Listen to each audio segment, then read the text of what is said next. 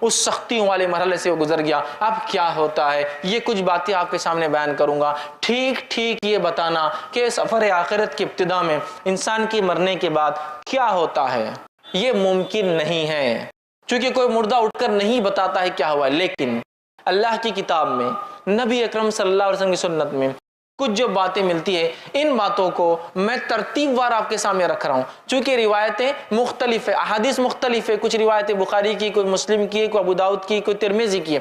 لیکن اگر میں الگ الگ حدیثیں رکھوں گا تو شاید عنوان مکمل نہیں کر پاؤں گا. تو میں نے ان سب روایتوں کو ایک تسلسل دے دیا، کڑیاں جوڑنے کی کوشش کی ہے کہ ایسا ایسا ایسا ایسا ایسا ہو سکتا ہے، تاکہ ایک واقعے کی شکل میں، ایک آرڈر کی شکل میں کچھ باتیں آپ کے سامنے آئیں. ورنہ یہ تمام باتیں احادیث سے ثابت ہے، اور کچھ قرآنی آیتیں بھی انشاءاللہ اس کے اندر آئیں گی. تو آئیے، سفر آخرت کی ابتدا موت سے ہوئی، انٹری ہو گئی موت کے ساتھ، انسان مر گیا. مرنے کے بعد اب کیا ہوتا ہے وہاں سے دیکھتے ہیں. یہ سفر آخرت کی ابتدا ہے. نبی اکرم صلی اللہ علیہ وسلم فرماتے ہیں جب انسان مر جاتا ہے اور اگر وہ نیکوکار ہو تو ہوتا یہ ہے کہ خوبصورت چہرے والے فرشتے آتے ہیں اور انتہائی خوشبودار کفن اس کے لیے لایا جاتا ہے، اور اس کے پاس آتے ہیں، کھڑے ہوتے ہیں اور بشارتیں دیتے ہیں، خوشخبریاں سناتے ہیں. اس کے رب نے اس کے سفر آخرت کے بعد کیا دینے کا وعدہ کیا ہے وہ رکھتے ہیں. اس کی روح مچلتی ہے اور اسے اچھے اچھے ناموں سے پکارتے ہیں. جن اچھے اچھے ناموں سے وہ دنیا میں پکارا جاتا تھا اسے مبارکباد دیتے ہیں اور اس کو خوشخبریاں سناتے ہیں. جو ہی وہ روح خوشخبریاں سنتی ہے وہ مچلنے لگتی ہے سفر آخرت کی ابتدا کے لیے، اور کہتی ہے مجھے جلدی سے نکالو، مجھے جلدی لے کر چلو، تاکہ میں اس چیز کو پالوں جو میرے رب نے سفر آخرت کے بعد میرے لیے رکھی ہے اور جو بشارت تم لوگ دے رہے ہو. پھر فرشتے اس کو خوشبودار کفن میں جو ہے کفناتے ہیں. اس کے بعد پہلے آسمان کی طرف لے کر چلتے ہیں. جب پہلے آسمان کی طرف لے کر چلتے ہیں تو پہلے آسمان کے فرشتوں کو اس روح کی جو نیک تھی، جس کا سفر آخرت شروع ہوا ہے، خوشبو آ جاتی ہے، اور ان کو پہلے سے پتہ چل جاتا ہے. جب وہ آتی ہے روح، فرشتے لے کر آتے ہیں تو پہلے آسمان کے فرشتے دروازے کھولتے ہیں آسمان کے، استقبال کرتے ہیں اور کہتے ہیں کہ مبارک ہو تم کو، اللہ نے تمہارے لیے انعامات لکھے رکھے، آؤ اے جو ہے ایسی روح جس نے نیک اعمال کیے. اور اس نیک انسان کی روح کو وہ قبول کرتے ہیں، ایکسیپٹ کرتے ہیں، خوش آمدید کہتے ہیں اور اس کو بشارتیں دیتے ہیں. اور وہ روح جو ہے اس آسمان سے لے کر پہلے آسمان تک پہنچی ہے، کھولے گئے دروازے دوسرے آسمان کی طرف جاتی ہے، اور ہر مرحلے میں، ہر آسمان میں یہی بشارتیں دی جاتی ہے اور وہ خوش ہوتی ہے، اور 7ویں آسمان تک اس کی روح لے جائی جاتی ہے. 7ویں آسمان تک اس کی روح لے جائی جاتی ہے. پھر اللہ تعالیٰ حکم دیتا ہے اسے واپس اسی جگہ ڈال دو، اس لیے کہ میں اسے دوبارہ اسی سے اٹھاؤں گا. پھر اس روح کو لا کر قبر کے اندر ڈال دیا جاتا ہے. وہ نیک انسان جب قبر میں ڈال دیا جاتا ہے تو ڈالنے کے بعد وہ نیک انسان جو قبر میں جو ہے بیٹھ جاتا ہے، یاد رکھیے. اور اس کے بعد وہ مرحلہ شروع ہوتا ہے جو بہت سخت مرحلہ ہے، وہ ہے سوال اور جواب کا مرحلہ. منکر اور نکیر 2 فرشتے داخل ہوتے ہیں. بہت اندازہ لگائیے، مٹی کا گھروندہ ہے قبر، نہ کوئی دیا ہے، نہ کوئی لائٹ ہے، نہ کوئی ایسے ٹمٹما چھوٹی سی روشنی بھی موجود نہیں ہے. اور اس کیفیت میں اس مٹی کے نیچے انسان دبا ہوا ہے. دنیا میں چھوٹے موٹے کیڑے مکوڑوں سے لوگ ڈرتے ہیں. اندازہ لگائیے اگر اعمال صحیح نہ کیے تو پھر ڈھیروں من مٹی نیچے دبنا ہے. کوئی ساتھی نہیں، کوئی لائٹ نہیں، کوئی مددگار نہیں، اور اتنی خوف زدہ، خوفناک منکر اور نکیر جو قبر مٹی کو پھاڑتے ہوئے آئے. اندازہ لگائیے دنیا میں کوئی انسان غصے میں آ جائے تو ہم ڈر جاتے ہیں، وہ پھاڑتے ہوئے آئیں گے اور بجلی جیسی آواز ہوں گی. لیکن نیک انسان آ کر اسے اٹھائیں گے اور اٹھانے کے بعد اس سے 3 سوال کریں گے. اور پہلا سوال کیا جائے گا، من ربک، تیرا رب کون ہے؟ نیک انسان اطمینان سے بیٹھیں گا. اور آپ سے فرماتے ہیں کہ سورج غروب ہوتا دکھایا جائے گا. یہ سب غائب کی باتیں ہو رہی ہے. خبر کے معاملات سفر آخرت پورا غائب سے متعلق ہے.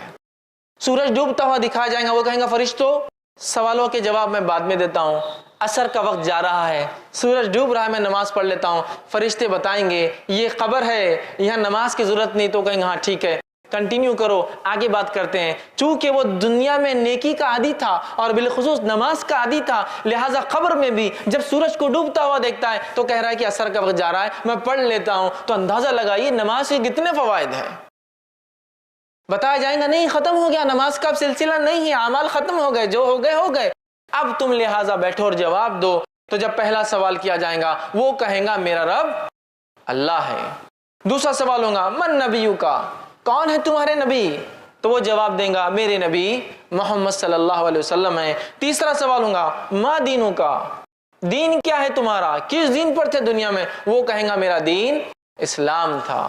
یہ کہنے کے بعد جب ایک نیک انسان اپنے سفر آخرت کے ابتدا میں جو ٹیسٹ اس کا ہوگا، جو اورل اس کا لیا جا رہا ہے، جو وائوا اس کا ہو رہا ہے، اس میں اگر وہ رائٹ آنسرز دیتا ہے ان تینوں کوشچنز کے، تو نتیجہ یہ ہوگا فرشتے سوال و جواب کا سلسلہ ختم کر دیں گے۔ تینوں جواب اس نے دیا ہے، اور ایک کھڑکی کھولی جائیں گی اور جہنم بتائی جائیں گی اور کہا جائیں گا یہ وہ چیز ہے جس سے تیرے رب نے تجھے بچا لیا۔ وہ بندہ شکر ادا کرے گا، اور ایک کھڑکی کھولی جائیں گی اور بتایا جائیں گا یہ تیرا مقام ہے جنت میں، یہ تیرا مقام ہے۔ وہ روح مچل اٹھیں گی اور وہ فرشتوں سے کہیں گا نیک انسان اے فرشتوں مجھے مہلت دے دو، میں جا کے اپنے رشتہ داروں کو بتا دیتا ہوں یہ میرے رب نے نیکیوں کی وجہ سے دیا ہے۔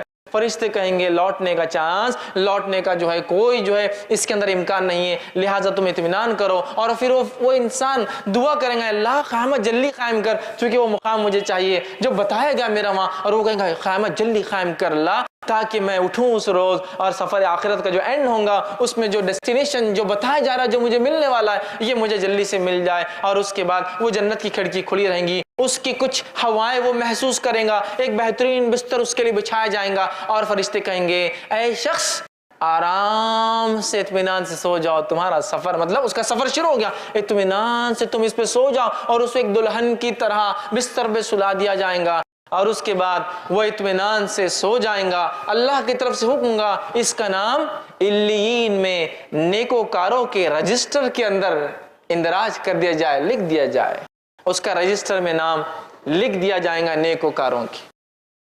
آئیے اس کے بالمقابل وہ انسان جو گناہ کرتا تھا، معصیت، جرم، کفر، شرک، نفاق، اس کی زندگی اس میں گزری، اس شخص کی موت کیسی آتی وہ بھی دیکھیے، اس کا سفر آخرت سٹارٹ کیسا ہوتا وہ بھی دیکھتے ہیں ہم۔ اللہ رب العزت ہم پر رحم کرے اور ہماری حفاظت کرے۔ بہت سخت سفر ہے، ویسے موت کی ہولناکی کتنی خطرناک تھی، لیکن ایک جو گناہ گار انسان ہوتا ہے اس کے پاس فرشتے جب اس کی روح کا وقت آتا ہے پہلے تو کہتا مہلت دی جائے، چھوٹ ڈھیل دی جائے، کہا جاتا ڈھیل نہیں ہے۔ اس کے بعد فرشتے جو کہ انتہائی گھٹیا صورتوں میں، بری صورتوں میں آتے ہیں، اور انتہائی بدبودار ٹاٹ کا ایک اس کے لیے کفن لاتے ہیں، اور لانے کے بعد کہتے ہیں کہ اے مغضوب روح، اللہ کا تجھ پر غضب ہونے والا ہے، تو نے گناہ اور معصیت کے، نکل، تیرا مقام یہ ہے۔ چونکہ جیسا نیک آدمی کو بشارت دی جاتی ہے اس کو اس کا مقام کے تعلق سے بشارت دی جاتی ہے، نکل تجھے یہاں جانا ہے۔ اور وہ گناہ گار انسان کہتا ہے کہ نہیں میں نہیں نکلوں گا۔ اس کی روح جسم کے اندر جاتی ہے، جب وہ روح اندر جاتی ہے تو اسی ماحول کی، اسی حالت کی ایک تصویر اللہ نے بیان کی اور کہا وَالنَّازِعَاتِ غَرْقًا، قسماً فرشتوں کی جو روحوں کو جسم میں ڈوب ڈوب کر غوطے لگا لگا کر کھینچ کر نکالتے ہیں، چونکہ اس کی روح باہر آنا نہیں چاہیں گی، وہ اندر جائیں گی، اور یہ فرشتے اندر جا کے روح کو نکالیں گے۔ اور اسی بات کو اللہ رب العزت نے سورہ انعام سورہ نمبر 6 آیت نمبر 93 میں دیکھیے کیسا بیان کیا۔ اللہ فرماتا ہے اے نبی کہ اگر تم دیکھتے جب ظالموں کی موت کا وقت قریب آتا ہے، ٹھیک ہے، اور وہ موت کی جھانکنی میں جا کر پھنستے ہیں، سکرات میں ہوتے ہیں، تو فرشتے ان کے پاس جاتے ہیں، ملائکۃ باسطۃ ایدیہم، اور اپنے ہاتھوں کو بڑا بڑا کر کھینچتے ہیں اس کی روح کو، نکل، چونکہ ایک نہیں کئی فرشتے آتے ہیں، یاد رکھیں، نکل، اس کو کھینچتے ہیں۔ اب تمہیں بتایا جائے گا کیسا عذاب تمہیں ملتا ہے ان باتوں کے لیے جو تم اللہ کے تعلق سے بغیر علم کے بک دیا کرتے تھے، نکلو باہر اب۔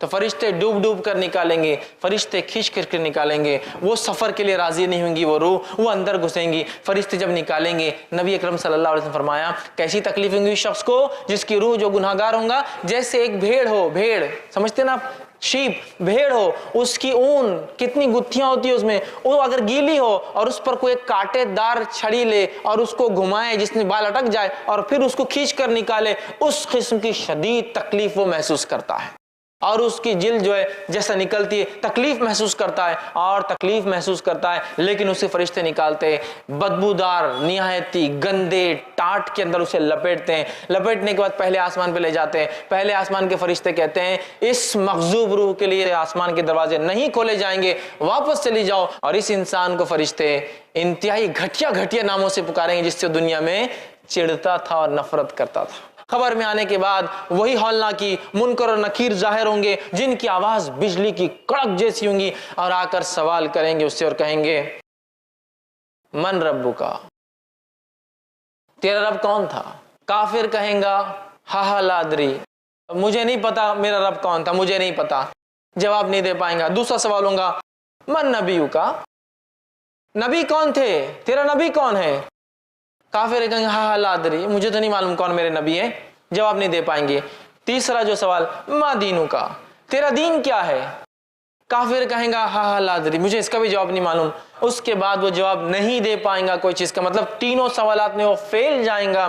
اور اس کے بعد فرشتے، ایک کھڑکی کھولی جائیں گی، جنت دکھائی جائیں گی اور کہا جائیں گا یہ وہ چیز ہے جس سے تو محروم رہا، اور ایک کھڑکی کھولی جائیں گی، جہنم میں اس کا مقام بتایا جائیں گا اور کہا جائیں گا یہ وہ مقام ہے جہاں تجھے جانا ہے، اور وہ شخص، وہ اس کی روح کہیں گی اے اللہ قیامت تو کبھی قائم مت کر، چونکہ ابھی یہ تکلیف ہے، وہ مقام کتنا سخت ہوگا، ٹھیک ہے، قیامت قائم نہ کر۔ اور ایک آنکھ کا بستر اس کے لیے لایا جائیں گا، آنکھ کا لباس، فائر کا اس کے لیے ایک بستر، آنکھ کا لباس لایا جائیں گا اور وہ لباس اس کو پہنا دیا جائیں گا، اسے اب آنکھ کے بستر پہ سونا ہے، آنکھ کا لباس پہننا ہے۔ جب اسے لٹایا جائیں گا، ایک انتہائی بدصورت قسم کا انسان اس کی خبر میں آئے گا، وہ کہیں گا تم کون ہو؟ وہ کہیں گا میں تیرے اعمال ہوں جو تو دنیا میں کیا کرتا تھا، اللہ کی طرف سے حکم گا، اس کا نام سجین میں، اس کا نام رجسٹر میں اندراج کر لو، رجسٹر میں لکھ لو، سجین میں، ان لوگوں کے رجسٹر میں جو گناہگاروں کا رجسٹر ہے، جو قید خانہ ہے، جو جیل ہے، اس میں اس کا نام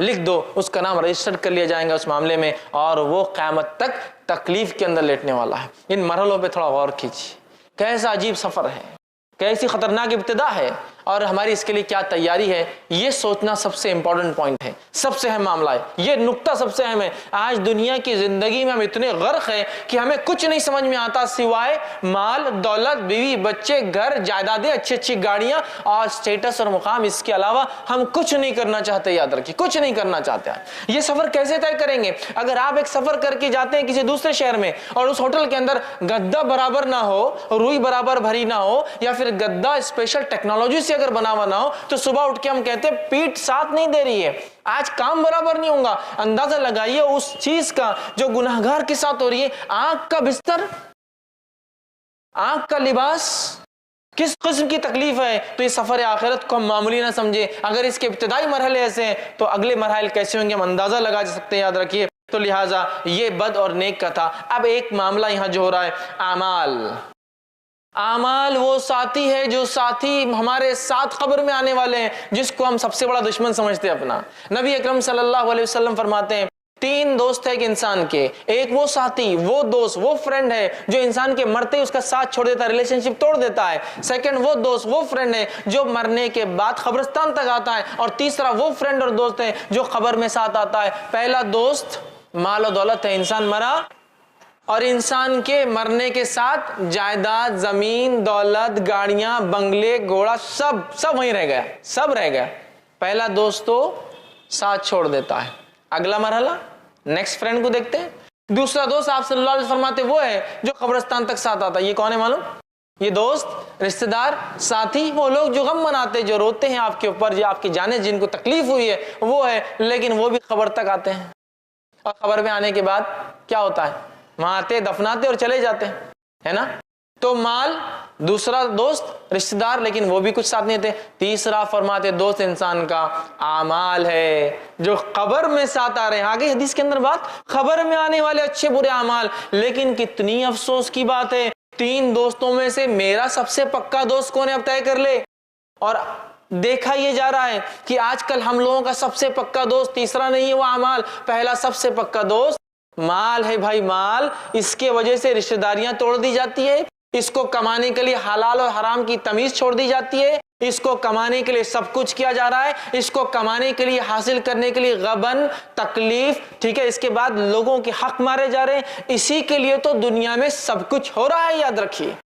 اور یہ سب سے پکا دوست ہے، اسی کی وجہ سے تو ہم نے سنتوں کو ترک کیا، اسی کی وجہ سے تو فرائض کو ہم نے چھوڑا۔ ارے بھائی ظہر کے ٹائم پہ نماز کو چل جائیں گے تو کام کم ہوگا، سیلری کم ہو جائیں گی، لہٰذا 1 گھنٹہ بڑھ جائیں گا نا، اسی کے لیے تو ہم نے نماز فرائض چھوڑے، اسی کے لیے تو جو رشتوں کو جوڑنے کا حکم ہے وہ توڑے کہ رشتے باقی رکھیں گے تو آ جائیں گے کل کو غریب رشتے دار، بولیں گے یہ دو یہ دو یہ دو، کہاں سے لاؤں گا، توڑو رشتے داریاں، چونکہ مال مانگ لیں گے یہ۔ تو اسی کے لیے تو سب کچھ کیا، اسی کے لیے احکامات چھوڑے اسلام کے، اسی کے لیے فرائض چھوڑے، اسی کے لیے رشتہ داریاں توڑی، اسی کے لیے بغیر حلال و حرام کی تمیز کے، اور میں نے حرام کمایا، رشوت خوری کی، غبن کیا، چوری کی، جو کچھ ہو سکتا ہے کیا، مال حاصل کیا، اور یہ ایسا بے وفا ساتھی ہے، فرسٹ سٹیج میں چھوڑ دیتا ہے، انسان مر کے چلا جاتا ہے، جھگڑا جائیداد کا چلتے رہتا ہے۔ اس کو سب سے پکا ساتھی بنا لیا ہم نے، جبکہ سب سے کچا ہے، یہ سب سے زیادہ بے وفا دوست ہے یہ۔ دوسرا دوست رشتہ دار، کہاں تک آتے ہیں یہ بھی؟ قبر تک۔ یہ وہی رشتہ دار ہے نا جن کے لیے آپ نے شریعت کو بالائے طاق رکھا؟ بھائی شادی ایسی کرو، ایسی شادی تھوڑی ہوتی سماج میں، بڑے کیا کہیں گے ہمارے؟ یہ وہی رشتہ دار ہے نا جن کی وجہ سے سنتوں کو چھوڑا؟ یہ وہی رشتہ دار ہے نا جن کی وجہ سے ہم نے دین اور اسلام کو چھوڑا؟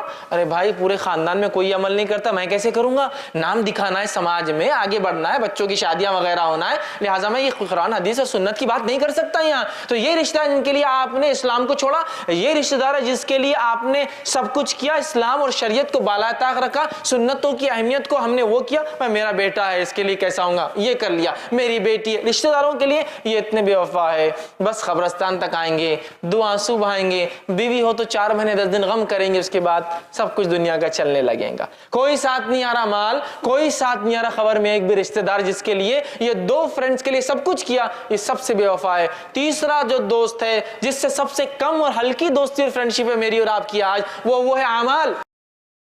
یہ زندگی میں بھی ساتھ ہے، یہ قبر میں بھی ساتھ ہے، یہ مقام محشر میں ترازو میں بھی تولا جائیں گا، اور انشاءاللہ اللہ کے فضل اور رحم کے بعد یہ وجہ بنے گا جنت میں جانے کی۔ اعمال، اعمال، لیکن اعمال بعد میں، پہلے مال، پھر رشتہ دار کیا بولیں گے، یہی معاملہ ہے نا۔ دیکھیے کوئی کام کرنا ہے، نہیں بھائی اس سے پہلے تو دیکھ لو بزنس پہ کیا فرق آتا۔ دوسرا رشتہ دار کیا بولیں گے، ارے نہیں تو سنت ہے، رشتہ دار کیا بولیں گے، بھائی سماج میں رہنا ہے نا۔ اس کے بعد اعمال کا سوچا جائیں گا۔ تو یہ دوست، یہ اعمال جس کو ہم نے سب سے کمزور دوست بنا لیا، اس سے وہ مضبوط دوستی اور رشتہ نہیں رکھا، یہی وہ عمل ہے جو ہر جگہ آنے والا ہے، خبر میں بھی آئیں گا، خبر میں بھی آئیں گا۔ ایک تو مسئلہ حل ہوا۔ دوسرا، سوالات تو کتنے آسان دکھتے ہیں نا، من ربو کا، ربی اللہ، میرا رب اللہ ہے، کتنا آسان جواب ہے۔ من نبیو کا، میرا نبی کون ہے، کتنا آسان جواب، کس کو نہیں پتا کہ نبی محمد صلی اللہ علیہ وسلم ہے ہمارے، آسان۔ ما دینوں کا، دین کیا تھا تیرا، کتنا آسان ہے دین اسلام، 3 سوال اور 3 الفاظ میں جواب ہے اس کے، اللہ، محمد صلی اللہ علیہ وسلم اور اسلام، میں تو یوں ہی دے دوں گا۔ میرے بھائیوں اس بات کو غور سے ہم سنیں اور سمجھے، ان 3 سوالات کا جواب وہی آدمی دے سکتا ہے جس کی زندگی ان تینوں کے مطابق گزری ہو، یاد رکھیے۔ ان 3 سوالات، جس نے اللہ کو واقع میں رب مانا، اس کے ساتھ کبھی شرک نہیں کیا، اس کی توحید پر زندگی گزاری، اس کے احکام کو سنا، اس کے حرام کو حرام جانا، اس کے حلال کو حلال جانا، اس کی اطاعت، اس کی شریعت کی اطاعت کی، اس کی فرمانبرداری میں زندگی گزار دی، اس کی محبت کے لیے دنیا میں سب کچھ کیا، تو وہ کہہ سکیں گا میرا رب اللہ ہے۔ اللہ ایک لفظ ہے نا صرف، کیوں نہیں کہہ سکوں گا؟ نہیں کہہ سکیں گے جس کی زندگی اس پہ نہیں چلی ہو۔ ہم شرک، کفر، معصیت، احکام کو توڑنا، حرام میں زندگی ڈوبی ہوئی ہے، من مانی زندگی گزار رہے ہیں، نہیں اللہ تعالیٰ پھر بھی ہم کو یہ نہیں، یہ لفظ نہیں آئیں گا زبان پہ، یاد رکھیے۔ یہ تو اسی کی زبان پہ آئیں گا جس کی زندگی اللہ کو رب مانتے ہوئے گزری ہو، اور اللہ کو رب مانتے ہوئے دنیا سے چلا گیا ہو، یاد رکھیے۔ اور اسی رب کے لیے اس نے لوگوں سے رشتے توڑے، اسی رب کے لیے لوگوں سے اس نے لڑائیاں کی، اسی رب کی خاطر دوستی ہوئی، اسی رب کی خاطر دشمنی ہوئی، اسی کی خاطر حرام کو چھوڑا، اسی خاطر حلال کو کیا۔ اس نے کہا تھا رشتہ داریاں نبھاؤ تو میں نے کر لیا تھا، سب کچھ اللہ کے لیے ہوا، وہ کہہ سکیں گے میرا رب اللہ ہے۔ دوسرا، میرا نبی کون ہے، محمد صلی اللہ علیہ وسلم، کتنا آسان ہے، لیکن یہ وہی کہہ سکیں گا جس کی زندگی نبی اکرم صلی اللہ علیہ وسلم کی اتباع میں گزری ہو۔ من مانے ڈھنگ سے زندگی گزارنے والوں کو یہ جواب نہیں ملے گا، اس کا یاد رکھیے۔ جس نے جو سنت کو بالائے طاق رکھا، سنت کیا ہے، کر لیے تو عمل ٹھیک، نہیں کرے تو چلتا، ماحول بنا دیا گیا، یہ سنت پہ عمل کرے تو ٹھیک، نہیں کرے تو چلتا ہے، ایسا کوئی مسئلہ نہیں، اتنا ماحول بنا دیا گیا آج۔ یہ سنتوں کو مذاق سمجھ رہے ہیں، سنتوں کا انکار کرنا فیشن بن چکا ہے آج کل، معلوم، ارے یہ حدیث تو میرے پلے نہیں پڑ رہی بھائی، سمجھ میں نہیں آ رہی، رد، ارے یہ حدیث تو مجھے سمجھ میں نہیں آ رہی، رد، ارے یہ حدیث تو اس کے خلاف دکھ رہی مجھے، رد، ارے یہ حدیث میں تو فلاں، رد، مطلب تمہاری عقلیں جانچیں گی اب سنت کو، सुन्नत का इनकार किया पूरी जिंदगी, मनमानी जिंदगी गुजारी, तो फिर क्या वो ये कह सकेगा मेरे नबी मोहम्मद सल्लल्लाहु अलैहि वसल्लम है? याद रखिए, जो नबी अकरम सल्लल्लाहु अलैहि वसल्लम की मोहब्बत करता है, मोहब्बत का तकाजा इताअत और फरमाबरदारी याद रखिए, इसलिए कि आप सल्लल्लाहु अलैहि वसल्लम ने फरमाया कि जिसने मेरी सुन्नत से मोहब्बत की उसने मुझसे मोहब्बत की, मन अहब्ब सुन्नती फमन अहब्बनी, उसने मुझसे मोहब्बत की, व मन अहब्बनी कान माई फिल जन्नह, और जिसने मुझसे मोहब्बत की मेरे साथ जन्नत में होगा।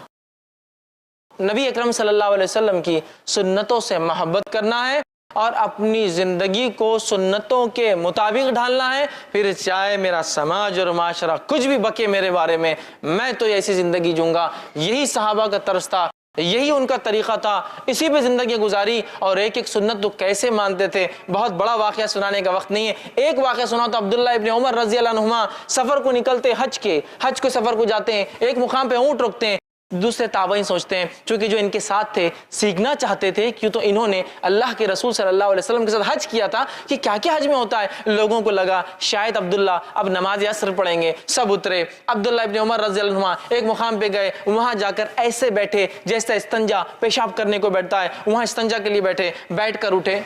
लोगों ने क्या किया, हम यहाँ वजू करके नमाज नहीं पढ़ेंगे और आपने तो पेशाब भी नहीं किया, बस बैठ के आ गए। तो कहा नहीं ना, हम नमाज पढ़ेंगे ना ही असर करेंगे। तो नबी अकरम सल्लल्लाहु अलैहि वसल्लम, क्योंकि असर तो उस मुकाम पे पड़ी, तो कहा फिर यहाँ क्यों रुके हो?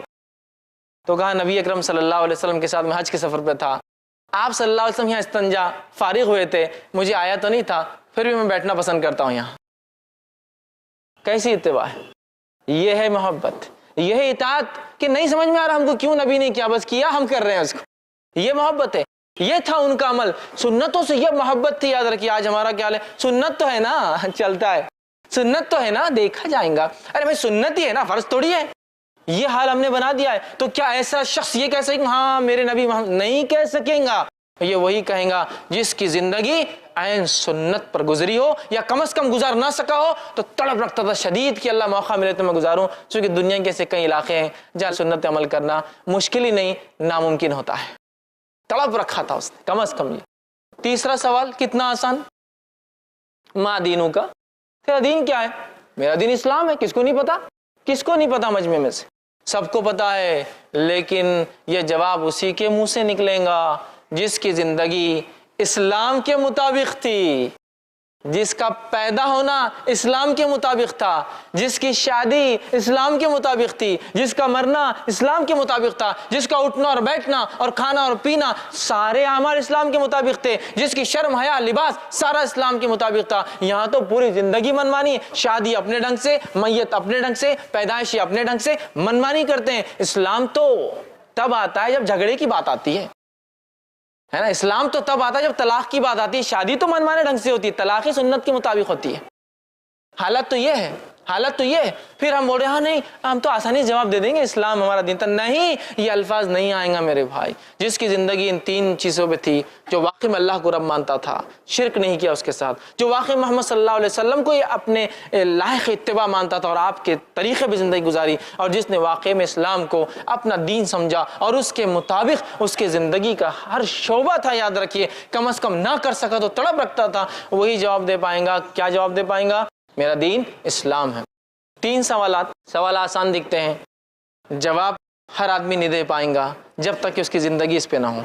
आगे बढ़ते हैं। सहाबा ने कहा अल्लाह के रसूल सफ़र आखिर जारी है, कहा अल्लाह के रसूल ये जो आप कह रहे हैं ये फरिश्ते आ जाएंगे मुनकर नकीर, क्या हौलनाक सिचुएशन होंगी, ख़तरनाक सिचुएशन होंगी कि एक इंसान खबर में अकेला और इतने खतरनाक बिजली से ज्यादा तेज कड़कने वाली आवाज वाले, बड़ी बड़ी आंखों वाले, इतने बड़े दांत वाले दो फरिश्ते आके सवाल करेंगे, कैसे हम जवाब दे पाएंगे? सहाबा के देखिए साहबा ने क्या सवाल किया, सवाल दोहराता हूँ। सहाबा ने पूछा अल्लाह के रसूल सल्लल्लाहु अलैहि वसल्लम, आदमी के सर पर अगर फरिश्ता गज लेकर खड़ा हो तो इसका मतलब फरिश्ता गज भी लेकर आएंगे। गज समझते ना, लोहे की रॉड सलाख। तो वो फरमा रहे अल्लाह के रसूल वो अगर गज लेकर खड़ा रहेगा सर पर तो हम तो मिट्टी के बुत बन जाएंगे, मुंह से जवाब भी कैसा निकलेगा उस खतरनाक फरिश्ते के सामने, है ना? तो अल्लाह के रसूल सल्लल्लाहु अलैहि वसल्लम फरमाते हैं कलमा तौहीद ला इलाहा इल्लल्लाह की बरकत से तुम जो है खबर के सवालात के जवाबात भी दोगे, दुनिया भी तुम्हारी और आखिरत में भी अल्लाह तुम्हें साबित कदम रखेगा। और फिर अल्लाह के रसूल सल्लल्लाहु अलैहि वसल्लम ने ये आयत तिलावत की जो सूरह इब्राहिम सूरह नंबर 14 आयत नंबर 27 1427 है। युसब्बितु अल्लाहु अल्लज़ीना आमनु बिलक़ौलि साबिति फ़िल हयाति दुनिया व फ़िल आखिरा। अल्लाह ताला युसब्बितु अल्लाहु अल्लज़ीना आमनु जमा देगा ईमान वालों को बिक़ौलि साबित, एक मजबूत कलमे के जरिए, और वो कलमा कौन सा है? ला इलाहा इल्लल्लाह, कलमा तौहीद, फिल हयाति दुनिया व फिल आखिरा, दुनिया की जिंदगी में और आखिरत की जिंदगी में कलमा तौहीद की बुनियाद पर हम जमेंगे। याद रखें, तो दुनिया में भी अगर हमें कदम जमाना अपने, कलमा तौहीद और उसकी बरकतें होंगी जिसकी वजह से होगा, और आखिरत का तो मामला कलमा तौहीद ही है, ला इलाहा इल्लल्लाह है। तो ये भी पता चल गया कि बरकत तौहीद की क्या है। ये तौहीद की बरकतों की वजह से इंसान के सवाल और जवाब में आसानी, मुनकर नकीर से नहीं डरेगा, दुनिया अच्छी गुजारेगा और इंशाअल्लाह अज़ीज़ आखिरत भी उस इंसान की अच्छी होंगी। अब आइए आगे बढ़ते हैं। खबर में एक चौथा सवाल भी होगा, हैरत मत कीजिए, लेकिन ये सवाल नहीं है, ये फरिश्ते पूछेंगे, फिर सवाल की शक्ल में नहीं, ताज्जुब की शक्ल में या तारीफ की शक्ल में। वो क्या चीज़ है? इसके ताल्लुक से अबू दाऊद और बुखारी की रिवायत आती। अबू दाऊद की रिवायत में है, नबी अकरम सल्लल्लाहु अलैहि वसल्लम फरमाते हैं, जब बंदा 3 सवालात के जवाब दे देगा, मतलब ये नेक इंसान था, राइट आंसर्स दे देगा, तो फरिश्ते उससे पूछेंगे और सवाल करेंगे, मा युदरिक, तुझे हमारे सवालात के जवाब कैसे आए? बहुत इंपॉर्टेंट इशू है। अगर जो लोग स्टूडेंट्स हैं, स्कूल कॉलेज जाते एग्जाम्स देते हैं, वो इस बात को समझ सकते हैं कि वाइवा में अगर कोई क्वेश्चन आने वाला है और वो क्वेश्चन का आंसर कहाँ मिलता है अगर पता चल जाए तो कितनी बड़ी बात होगी ना। वही बात हो रही है। फरिश्ते पूछेंगे, पता कैसे चला आपको ये 3 सवालात के ये 3 जवाब है? सब सवाल करने वाले, तो नेक इंसान क्या जवाब देंगे? सुनिए, अल्लाह के रसूल सल्लल्लाहु अलैहि वसल्लम फरमाते हैं, ये मुस्नद अहमद की रिवायत का एक टुकड़ा, एक हिस्सा है। आप फरमाते हैं, क़राअतु किताब अल्लाह, मैंने अल्लाह की किताब पढ़ी थी, आमनतु भी, मैं उस पर ईमान लाया, वसद्दक़तु, और उसकी तस्दीक भी की थी मैंने कि हक है। मैंने अल्लाह की किताब पढ़ी, ईमान लाया और तस्दीक भी की। देखिए, एक ईमान लाना है और तस्दीक करना एक चीज़ की, मानता हूँ मैं इस चीज़ को, मुझे यकीन है इस चीज़ पर, यकीन किया था, लिहाजा मुझे जवाब मिल गए। तो कहाँ है इन 3 सवालों के जवाब? अल्लाह की किताब में। कौन सी गाइड बुक में मिलेंगे आखिरत और आखिरत के सफ़र के सवालात के जवाब? कुरान में। इसको पढ़ना है। पढ़ना है तो सिर्फ ये नहीं कि हाँ पढ़ लिया अलिफ लाम मीम ज़ालिकल, पढ़ना है, तस्दीक भी करना है ना ईमान के साथ। इस किताब में कोई शक नहीं। तो जो किताब की इब्तिदा ये हो रही है, अक्सर किताबों पे लिखा होता है, मुसन्निफ की गुजारिश, किताब में गलती हो तो हमें बता दे, अल्लाह आपको जज़ाए खैर देगा। इस किताब की इब्तिदा में अल्लाह कह रहा है, ज़ालिकल किताबु ला रैब फीह, इस किताब में अल्लाह की तरफ से कोई शक नहीं है, तुम्हें कुछ शक और शुबा नहीं करना है, पढ़ो और सिर्फ अमल करना है तुम्हें। ऐसी किताब इतने प्यारे अंदाज से शुरू होती है। इस आयत को अगर समझना है ना, तो कभी अहले किताब की जिंदगियों को देखे तो बहुत तसल्ली होती। क्या किताब है! अहले किताब सिर्फ यही तय करते परेशान है, ये किताब का हिस्सा है या ये किताब का हिस्सा नहीं है, ये किताब का हिस्सा है या ये किताब का हिस्सा नहीं है। एक ज़माने में ये किताब थी, अगले ज़माने में रद्द हो गई, एक ज़माने में ये थी, अगले ज़माने में बोलते ये मौजूद थी। ये हालत है। अल्हम्दुलिल्लाह, इस किताब को सिर्फ आप खोल रहे हैं और इसमें लिखा हुआ है इस किताब में कोई शक नहीं। लेकिन जिस चीज़ में जब शक नहीं होता है तो इसका क्या माना होता है मालूम आपको? इसका माना होता है फिर उसे अमल करना भी लाजिम है। हुकूमत ने कानून पास किया, कानून अगर हुकूमत की तरफ से कोई शक नहीं है तो अमल करना लाजिम है। ज़ालिकल किताबुल ला, कुरान, कुरान पढ़ना है उसको। देखिए, शुरुआती हो रहा तो इतनी बेहतरीन बात से, तो आगे क्या क्या होंगे असबाक पता नहीं है ना। मतलब पढ़ते जाएंगे खजाने पे खजाने। तो कहा मैंने कुरान पढ़ा था। क्वेश्चंस 3 आंसर गाइड बुक बता दी गई क्या है। अब दूसरा आदमी जो जवाब नहीं दे पाएगा, फरिश्ते पूछेंगे क्यों जवाब नहीं दे पाया, और कोई अच्छी बात तो नहीं करेंगे उससे। क्यों जवाब नहीं दे पाए तो वो कहेंगे अल्लाह दराइता वला तलाइता, मतलब क्यों जवाब नहीं दे पाए तो वो कहेंगे ना मैंने कुरान पढ़ा ना समझा। तो फरिश्ते कहेंगे तूने ना जाना न तूने पढ़ा। और एक फरिश्ता, एक रिवायत के मुताबिक गज लिया हुआ फरिश्ता, और एक रिवायत के मुताबिक जो सही बुखारी की है 2 हथौड़े लिया हुआ फरिश्ता होगा। हथौड़े, ठीक है, गज गज नहीं, हथौड़े। हथौड़े समझते ना आप, हथौड़ा जो होता है पत्थर तोड़ने में जो इस्तेमाल, वो 2 हथौड़े लेंगे और जब पूछेगा तूने ना पढ़ा ना समझा, दोनों हथौड़ों को लेके इस जोर से दोनों कनपट्टियों पे मारेंगा तो रिवायत के अंदर था वो ऐसा चीखेगा, वो मुर्दा इतने जोर से चिल्लाएगा कि जमीन और आसमान की हर मखलूक सुनेंगी उसकी आवाज सिवाय जिन और इंस को छोड़कर, और उसका सर जर्रात में तब्दील हो जाएगा। और यही अजाब उसको क़यामत तक दोबारा उठने तक मिलने वाला है। आँख का बिस्तर, आँख का लिबास, हथौड़ों का अजाब। एक रिवायत में गज के है, गज, वो गज लेके खड़ा होगा और गज लेके खड़ा होगा और इस जोर से मारेगा। और ये गज वाले फरिश्ते और हथौड़े वाले फरिश्तों की दोनों की खुसूसियत ये, दोनों अंधे और बहरे हैं। सुनते भी नहीं है, देखते भी नहीं है। चांद जर्रा बराबर भी नहीं है कि कुछ वो कर सके। ना सुनते हैं ना देखते हैं क्या हो रहा है, लेकिन मारते हैं। अगर दोनों रिवायतों को मिला लिया जाए तो माना ये हुआ, एक फरिश्ता कनपट्टियों पे मारता है हथौड़े से, और एक फरिश्ता पीछे से खड़े होकर सर पे मारता है गज। दोनों रिवायतों को मिलाती मां। तो उस गज के ताल्लुक से आपने फरमाया, जब वो गज उठाता है और मारता है उसके सर पर, चूंकि सफर आखिरत की तैयारी नहीं करके आया था, तो वो गज जब सर पे पड़ता है तो उसका सर जर्रात में तब्दील हो जाता है। और आप सल्लल्लाहु अलैहि वसल्लम ने फरमाया, क्या तुम जानते हो ये गज के बारे में, कैसी गज है वो जो लोहे की सलाख है? साहबा ने कहा, आप बताइए कैसी है? तो कहा, ये गज ऐसी है कि अगर एक बड़े पहाड़ पर मार दी जाए तो एक वार से पूरा पहाड़, जर्रात, जर्रात समझते हैं ना, जर्रात उन पार्टिकल्स को कहते हैं जिनको बगैर फूके के खुद ब खुद उड़ते रहते हैं एनवायरनमेंट के अंदर, एटमॉस्फेयर में, जर्रात में तब्दील हो जाएगा। और फिर आपने फरमाया, ये गज कितनी वजनी बताऊं? इतनी वजनी है कि सारे इंस, आदम अलैहिस्सलाम से लेकर आखिरी बच्चा जो पैदा होगा, और सारे जिन, इब्लिस से लेकर आखिरी जो जिन होगा, सब भी अगर जमा हो जाए और इस गज को हलाना चाहे तो हला भी नहीं सकते हैं, इतना वेट होगा उस एक गज का। तो कनपट्टी पे हथौड़े, सर पे गज मारा जाएगा,